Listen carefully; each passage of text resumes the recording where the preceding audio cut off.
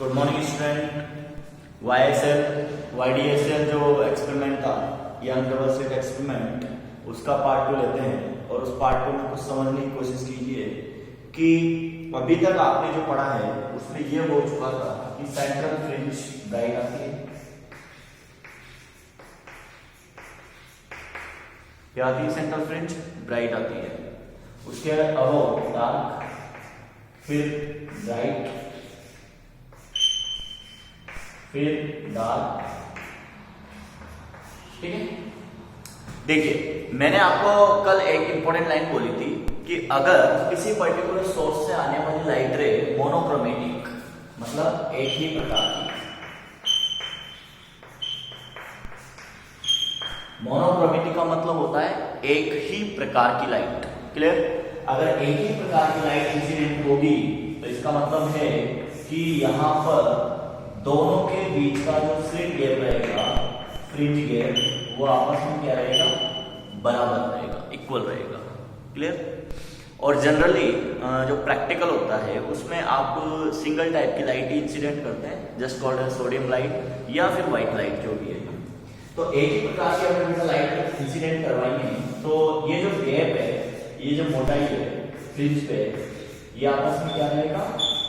Equal रहेगा। Clear? अब देखिए ओडेस पॉइंट यहां पर इस वाली फ्रिंज की पोजीशन को डिनोट करेगा। सपोज आपको इस P पॉइंट पे डार्क काउंट करनी है कि ये इससे कितनी दूर होगी। क्या काउंट करना है बेटा? सेंट्रल जो फ्रिंज है वो सेंट्रल फ्रिंज यहां पर ब्राइट बन रही है। क्लियर? और आपको काउंटिंग करनी है कि इस ब्राइट फ्रिंज से ये सेकंड डार्क, देखो फर्स्ट डार्क, सेकंड डार्क, ये सेकंड डार्क वाली फ्रिंज कितनी दूर बनी, इसे बोलेंगे displacement of fringe from central fringe, जिसे यहां पर x से डिनोट किया गया है। किससे डिनोट किया गया बेटा? x से डिनोट किया गया है। क्लियर? चलो स्टार्ट करते हैं। सबसे पहले आपको केवल डार्क लाइन देखनी है। कौन सी लाइन देखनी है? ये दो डार्क लाइन आ रही है। क्लियर? डैश डैश लाइन को अभी आप माइंड से भूल जाना, अभी कुछ भी नहीं है ऐसा उसमें, केवल आपको डार्क लाइन देखनी है। Clear? There are no any path difference generate between the two light ray. अब देखिए एक लाइट रे कहां से आती है? सोर्स 1 से आती है, तो ये लाइट रे आ रही है यहां तक। दूसरी लाइट रे कहां से आती है? सोर्स 2 से आती है, ये लाइट आ रही है यहां तक। मतलब अभी तक तो S1O और S2O' आपस में क्या है? बराबर है। प्रारंभिक सिचुएशन समझा रहा हूं मैं आपको, उसको समझने की कोशिश करना। S1 से आने वाली लाइट रे ओडेस पॉइंट पे जाती है, S2 से आने वाली लाइट रे ओडेस पॉइंट पे जाती है। इसका मतलब S1 ओडेस और S2 ओडेस का जो लाइट सेगमेंट है वो आपस में बराबर है। क्लियर? अब दो लाइट रे अगर इक्वल डिस्टेंस कवर करती है तो उनके लिए आप क्या बोलेंगे? सर इक्वल पाथ इन्होंने कवर किया है। अगर बेटा इन्होंने इक्वल पाथ कवर किया है, it means we know that there will be path difference 0। Clear? और पाथ डिफरेंस 0 होगा तो basically del lambda upon lambda is equal to del phi upon 2 pi sin। आपके पास जो आउटपुट निकल के आ रहा है वो फाई का वैल्यू क्या हो जाएगा? 0 हो जाएगा। अगर फाई 0 होता है तो आप कौन सा कंस्ट्रक्टिव रेफरेंस बनाएंगे और कंस्ट्रक्टिव रेफरेंस में ब्राइट फ्रिंज मिलेगी। क्लियर? अब आपको ये बोला गया है कि there will be a phase shift, there will be a fringe shift with x distance. चलो यहां से यहां तक, माना कि x दूरी पर है, यहां से यहां तक x डिस्टेंस कवर करेंगे। ठीक है? यहां से अगर अपन x दूरी पे चलते हैं तो यहां पर P पॉइंट होता है। ठीक है? कहने का मतलब है there will be the another fringe which is shifting from the central point. Clear? अब आपको क्या करना है बेटा? पर्टिकुलर इस पॉइंट पे डिस्टेंस काउंट करनी है। तो एक दूरी तो क्या बनेगी? S1P, और दूसरी दूरी कौन सी बनेगी? S2P। एक दूरी पे S1P बनेगी, एक दूरी बनेगी S2P। आप डायग्राम को थोड़ा फोकस करके देखिए, क्या ये डिस्टेंस आपस में बराबर है? नहीं, S1P और S2P not equal to each other. इसका मतलब इन दोनों के बीच में गैप फाइंड आउट करने के लिए या what is the difference between in these lines, वो डिफरेंस क्रिएट करने के लिए आपको क्या करना पड़ेगा बेटा, S1 से यहां पर S1A परपेंडिकुलर ऑन S2P क्या डालना पड़ेगा, S1A perpendicular on the S2P। इस वाली लाइन पर आपको एक परपेंडिकुलर ड्रॉ करना पड़ेगा, क्लियर। और आपने परपेंडिकुलर ड्रॉ भी कर दिया। अब देखिए S2P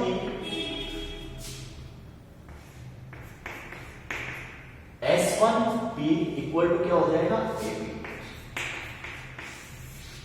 क्या हो जाएगा बेटा, ये डिस्टेंस इस डिस्टेंस के बराबर है, तो ये गैप क्या निकल के आया यहाँ पे, that is the path difference, clear. चली गई जो डिस्टेंस है उनका एक इक्विवेलेंट गैप है जिसे बोलते हैं पाथ डिफरेंस। तो आपने यहां से एक परपेंडिकुलर ड्रॉ कर दिया, अब देखो परपेंडिकुलर जिस एंगल पे ड्रॉ किया है वो थीटा एंगल होगा और ये एज वेल एज इधर भी थीटा एंगल रहेगा, क्लियर। तो आप क्या काउंट करने वाले हो, we know that there will be a phase difference occurs with reference to theta, now will be determined in terms of the path difference, clear. देखिए अब यहां पर नेक्स्ट पॉइंट स्टार्ट होगा।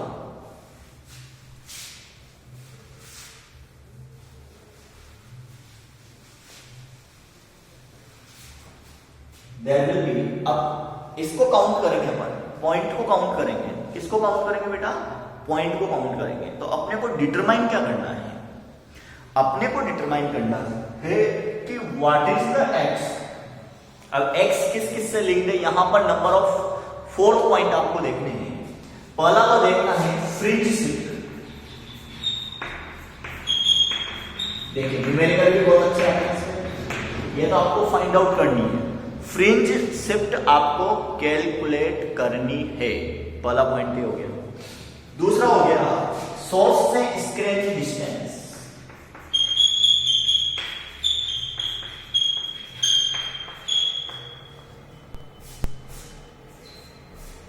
Screen distance capital D, clear. Source gap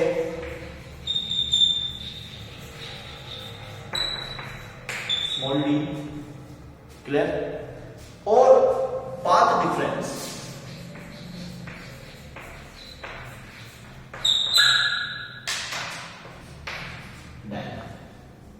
आप जब numerical करेंगे बेटा तो इस फॉर्मूले पे इन चारों का जो रिलेशन यहां पे अभी क्रिएट करने वाले हैं ऊपर, इन चारों पे बेस्ड इंपॉर्टेंट न्यूमेरिकल है, लिख के ले लो। आपके एग्जाम में इस साल यंग डबल एक्सपेरिमेंट से क्वेश्चन जरूर आएगा, या तो ये पूरा डेरिवेशन आएगा या फिर न्यूमेरिकल आएगा, ठीक है।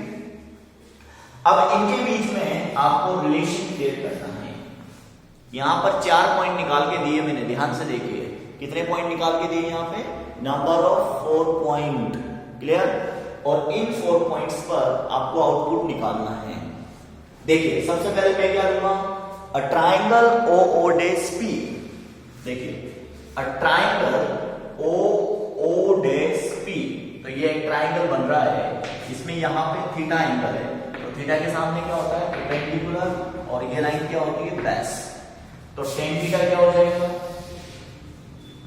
टेन थीटा हो जाएगा x अपॉन कैपिटल टी, क्या हो जाएगा tan theta x upon capital T, clear.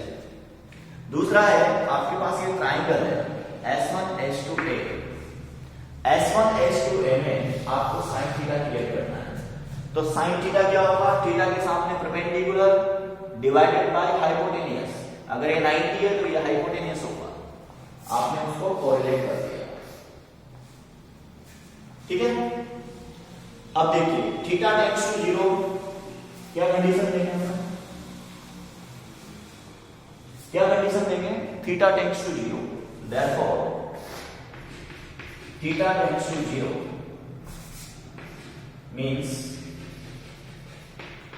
tan theta is nearby to the sin theta is nearby to the theta। अगर थीटा टेंड्स टू 0 का सिचुएशन है तो फिर थीटा साइन थीटा के बराबर होता है, थीटा टेन थीटा के बराबर होता है, और there will be tan theta और साइन थीटा आपस में क्या होंगे, बराबर होंगे।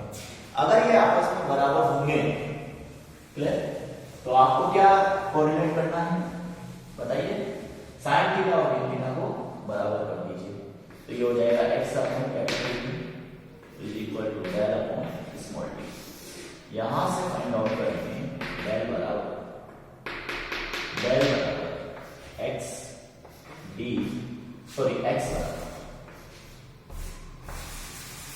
x कैलकुलेट करना है तो डेल d अपॉन स्मॉल क्या काउंट करेंगे, इसे बोलते हैं फ्रिंज शिफ्ट। क्या काउंट करते हैं, फ्रिंज शिफ्ट। क्लियर। अब डेल क्या है यहाँ पे, देखो ये तो फिक्स है, इसमें कैपिटल डी और स्मॉल डी फिक्स रहेगा। क्लियर।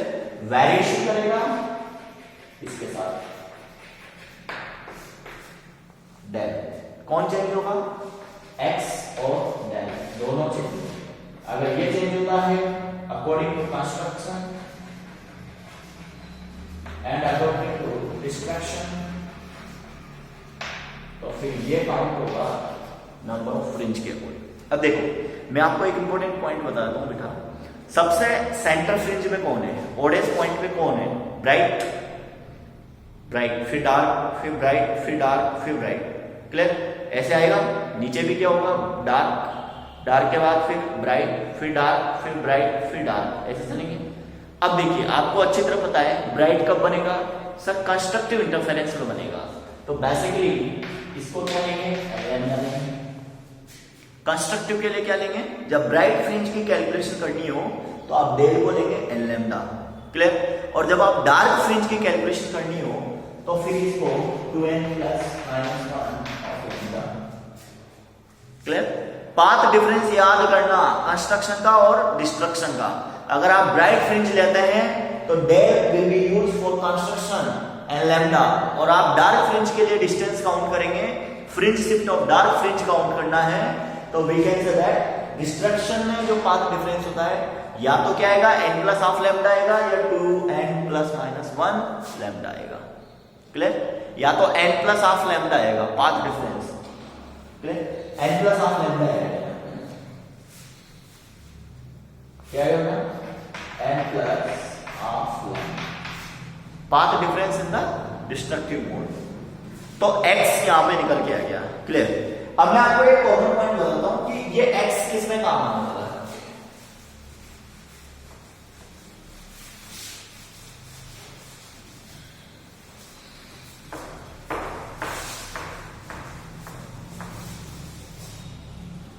इंपॉर्टेंट पॉइंट है यहां फ्रिंज विड्थ।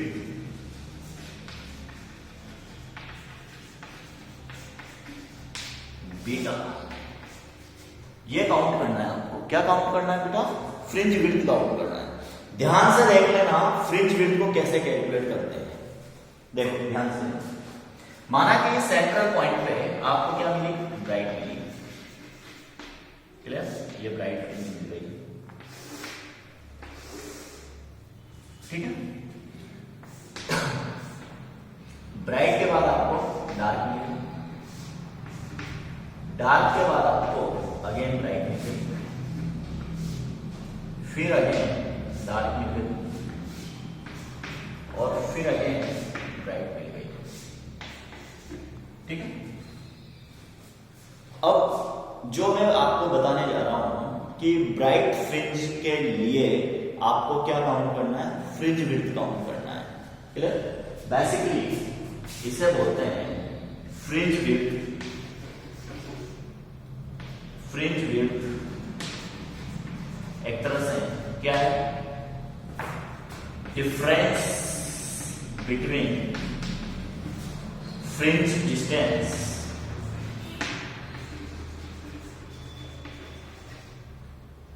इन pattern, continuous, between continuous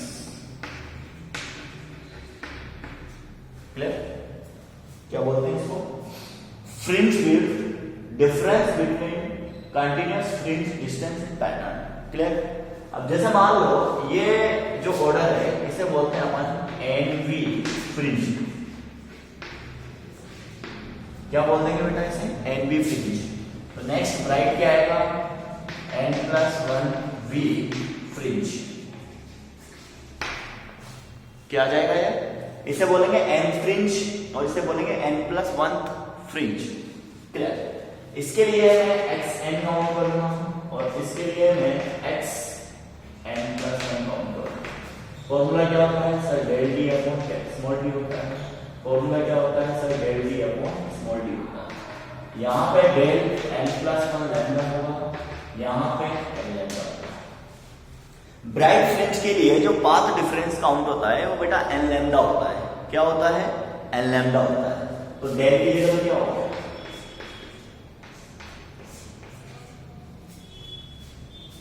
clear? अब इन दोनों के बीच का आपको गैप निकालना है। तो बीटा बराबर हो जाएगा xn+1 माइनस xn। क्या हो जाएगा? xn+1 minus xn। वैल्यू को बीटा बराबर n+1 lambda b upon small D minus n lambda b upon small minus. क्या मिलेगा आपको? Lambda D upon small D मिलेगा। बीटा बराबर हो गया lambda D upon small D. इसे बोलते हैं fringe width for bright fringe. क्या बोलते हैं इसको? Fringe width of bright fringe. Very very important topic है। 12th क्लास का इस साल का 10th चैप्टर का सबसे टॉप मोस्ट टॉपिक आज और प्रीवियस लेक्चर में चल रहा है। बहुत ही ज्यादा इंपॉर्टेंट है। बिना वीडियो देखे हुए नोट मत करना, ठीक है ना? मैंने आपको क्या पढ़ाया अभी? क्लियर? इसको ऐसे समझो, या तो आप क्या माने इसे बॉयज एंड गर्ल्स के रूप में समझ लो ना। देखो boys boys boys, clear? D की जगह गर्ल्स हो। तो दो बॉयज के बीच का गैप आपको निकालना है। तो बॉयज नंबर n और बॉयज नंबर n+1। बॉयज के लिए जो n lambda del path difference count होगा वो n लैम्डा होगा। कंस्ट्रक्टिव इंटरफेरेंस मैं समझाने के हिसाब से बोल रहा हूं आपको। तो ये गर्ल्स के लिए क्या हो जाएगा? n+1 लैम्डा हो जाएगा, ठीक है? तो बताइए बेटा बीटा क्या होगा? बीटा होगा दो ब्राइट फ्रिंज का गैप। क्या होगा बीटा? बेटा दो ब्राइट फ्रिंज का गैप होगा। आया नहीं? Very very top most important numerical इसी पे निकल गए। अच्छा यही समझ लो बीटा किस पे डिपेंड कर रहा है? तो तीन चीजें। Beta is directly proportional to lambda, capital T और बीटा इनवर्सली 1। ये तो हो गई डिपेंडेंसी। फ्रिंज विड्थ किस किस पर निर्भर करती है? फर्स्ट लैम्डा पर, wavelength of the light. Second capital D screen distance पर, और small D distance between source, इस पर भी डिपेंड करती है। किस पे डिपेंड नहीं करती? Number of fringe, order of fringe. क्या इस फॉर्मूले में स्मॉल एन आया? इस फॉर्मूले में स्मॉल एन आया? नहीं आया। इसका मतलब ऑर्डर ऑफ फ्रिंज पर फ्रिंज विड्थ डिपेंड नहीं करती। क्लियर? दो बॉयज कोई से भी नंबर पे बैठे हो, उनके बीच का अगर गैप निकालेंगे तो वो इक्वल आएगा।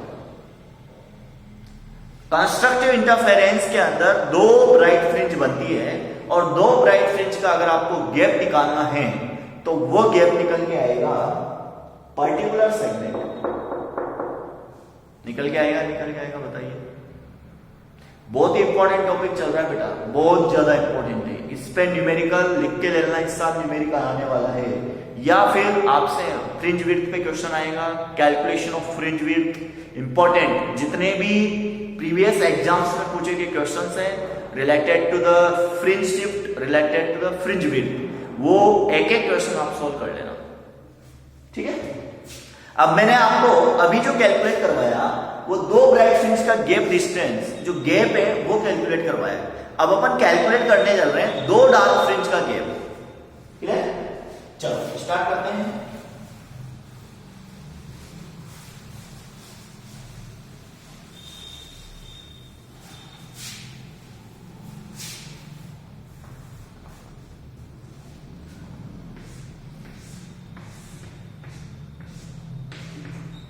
इसे मैं मान लेता हूं एनबी फ्रिंज और इसे मान लेते हैं n+1 बी फ्रिंज। ठीक, देखो आपको पता है ऑलरेडी x का फॉर्मूला क्या होता है, del D upon small D. क्या होता है बेटा? Del D upon small D होता है। क्लियर?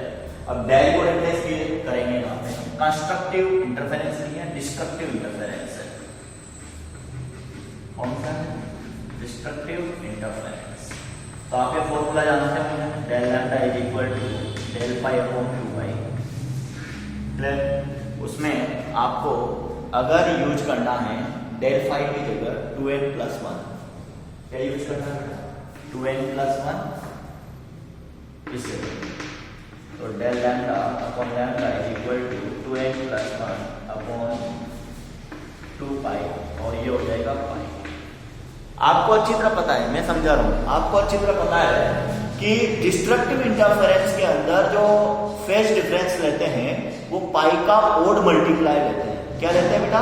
पाई का ओड मल्टीप्लाई। देखो मैंने क्या दिया है, इस फॉर्मूले को बिना छोड़िए, इस फॉर्मूले डेल फाई, उस डेल फाई की जगह मैंने क्या लिखा है? 2n+1 पाई, पाई से पाई कट गया, 2 डिवाइड कीजिए तो क्या बचेगा? n+1। Del lambda upon lambda is equal to आएगा n+1। तो बताइए डेल लैम्डा क्या आएगा? n+1 into lambda. जहां आप n लैम्डा यूज कर रहे थे वहां पे आज यूज करना पड़ेगा n+1 लैम्डा। बताइए xn+1 क्या हो जाएगा और xn क्या हो जाएगा?